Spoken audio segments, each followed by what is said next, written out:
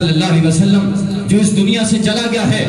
اس کی روح کا اور جسم کا وہ جو رشتہ تھا منقطع ہو چکا ہے، اور اعمال کا سلسلہ بھی اس کا منقطع ہو چکا ہے۔ یا رسول اللہ، جب اس کو قبر میں ہم نے دفنا دیا، نماز جنازہ پڑھ اور پڑھا دی،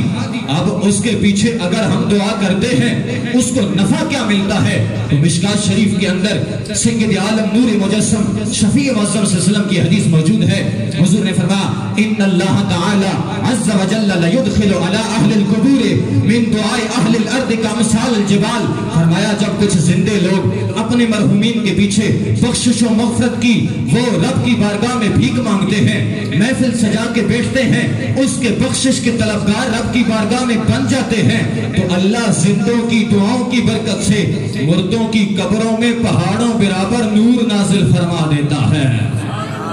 یہ دیکھو، یہ مومن کا اعزاز ہے کہ جب مومن اس دنیا سے جاتا ہے اس کے پیچھے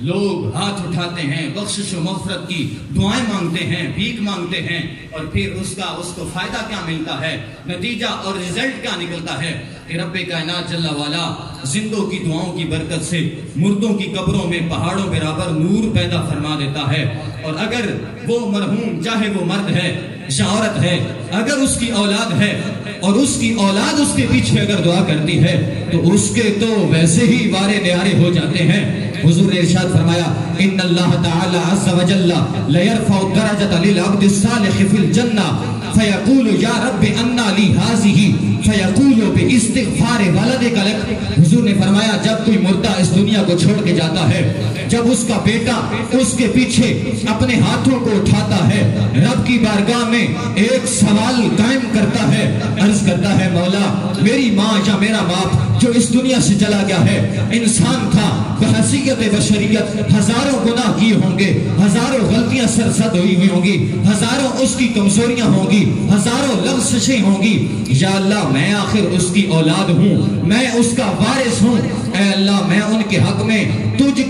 تیری بارگاہ سے بخشش کی بھیک مانگتا ہوں۔ تو حضور نے فرمایا ان اللہ تعالی عز وجل لیرفع الدرجۃ للعبد الصالح فی الجنہ۔ اب رب کائنات جب وہ مرنے والا ویسے ہی نیک ہو، صالح ہو، پرہیزگار ہو، متقی ہو، عجز و انکساری والا ہو، زہد و تقوی والا ہو، جب وہ دنیا سے جاتا ہے پھر ایک وہ وقت آتا ہے، ایک وہ مرحلہ اور وہ مقام آتا ہے کہ رب کائنات جل والا مردے کے درجات کو بلند فرما دیتا ہے۔ تو مردہ جب اپنے درجات کی بلندی دیکھتا ہے عرض کرتا ہے فیقول یا رب انا لی ہذہ،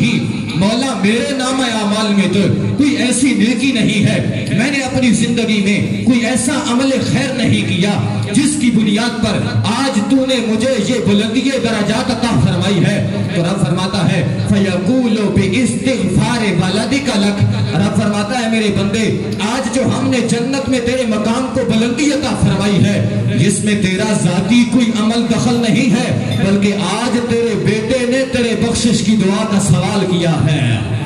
اس واسطے ہمیں یہ اس حوالے سے دیکھنا چاہیے، آپ میں سے ایسے احباب ہوں گے کہ جن کے والدین اس دنیا کو چھوڑ کے جا چکے ہوں گے، ہمارے اوپر یہ بنیادی ایک حق ہے اور ہمارا ایک بنیادی فریضہ ہے کہ ہم اپنے والدین کو بھولیں نہیں بلکہ اپنے والدین کو اپنی دعاؤں میں یاد رکھیں۔ جب ہم اپنے والدین کے حق میں دعا کریں گے تو رب کائنات جل والا ان کے درجات کو بلندیاں عطا فرما دے گا۔ اس واسطے کوئی وقت کا تعین ضروری